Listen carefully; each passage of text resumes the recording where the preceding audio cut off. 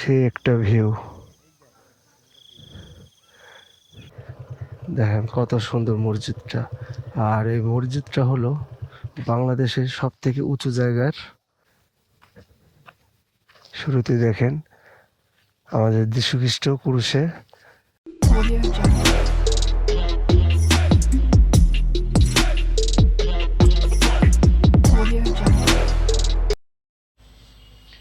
Good morning everyone. আজকে আপনাদের দেখাবো সাজেক ভ্যালির সকালের সৌন্দর্য। আসলে সাজেক ভ্যালির সকালের দৃশ্যটা কেমন হয় সেটা দেখানোর চেষ্টা করব আমার ভিডিওর মাধ্যমে। এখন সময় ভোর 6টা। আমি যে রিসোর্টে আছি সেই রিসোর্টের কমন ভিউ পয়েন্ট থেকে ভালোই ভিউ দেখা যায়, আপনারা দেখতেই পাচ্ছেন। সকালের যে ভিউ অনেক সুন্দর ছিল, দেখার মতো।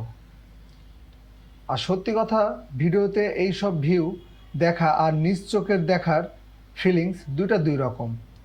পিওর যে ফিলিংস সেটা নিতে হলে সাজেক ভ্যালিতে আসতে হবে।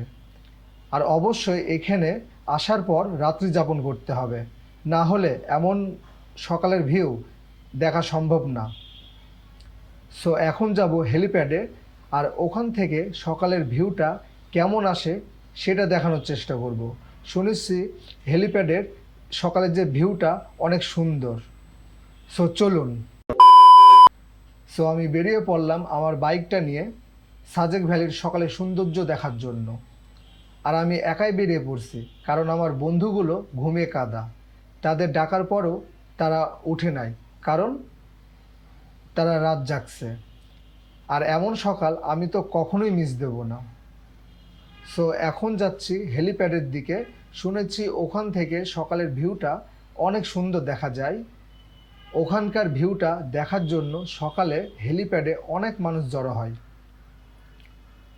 আর এখন একটু শীত করতেছে, কারণ এখানের সকাল এবং রাতে ভালোই ঠান্ডা পড়ে।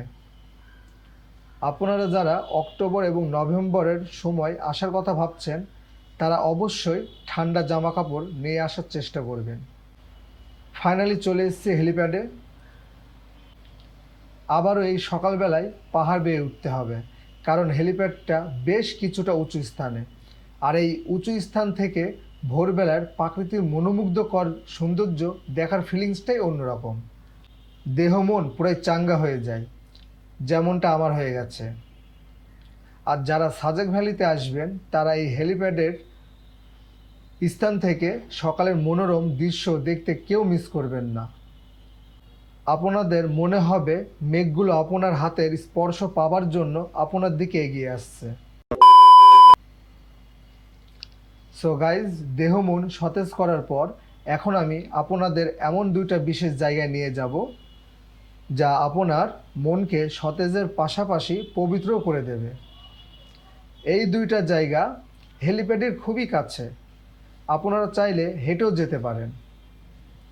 আর এখানে দেখার মতো যেসব স্পটগুলো আছে সবগুলোই উঁচু স্থানে নির্মাণ করা, যেন আশেপাশের সব দৃশ্যগুলো খুব ভালোভাবেই আমরা উপভোগ করতে পারি।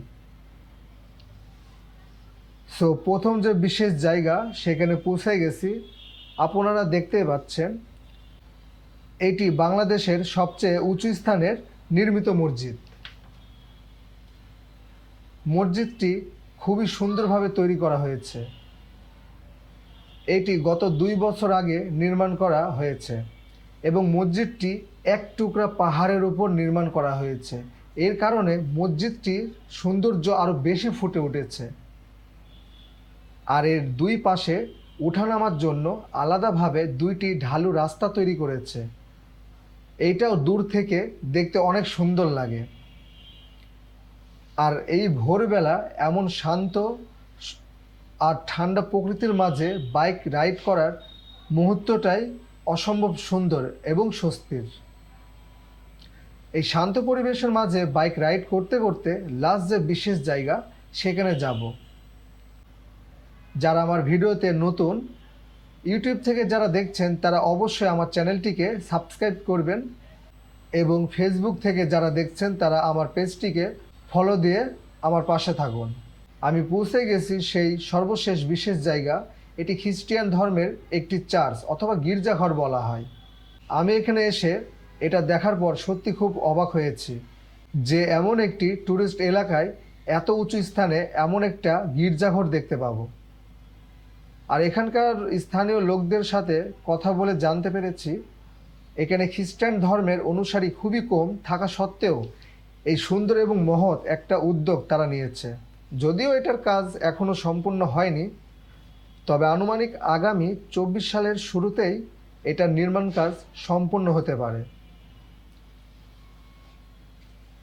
আপনারা দেখতেই পাচ্ছেন খুবই সুন্দর ডিজাইনে গির্জাঘরটা বানানো হচ্ছে এবং পুরোপুরি কমপ্লিট হবার পর গির্জাঘরটি দেখতে আরও চমৎকার লাগবে। সো আমার ভিডিওটি এই পর্যন্তই, আবারও দেখা হবে পরের ভিডিওতে। আর এই সকল তথ্য অন্যজনাদের দেখার সুযোগ করে দেওয়ার জন্য অবশ্যই আমার এই ভিডিওটি শেয়ার করবেন। ভিডিওটি সম্পূর্ণ দেখার জন্য আপনাকে ধন্যবাদ। সো ভালো থাকবেন, সুস্থ থাকবেন, বাই।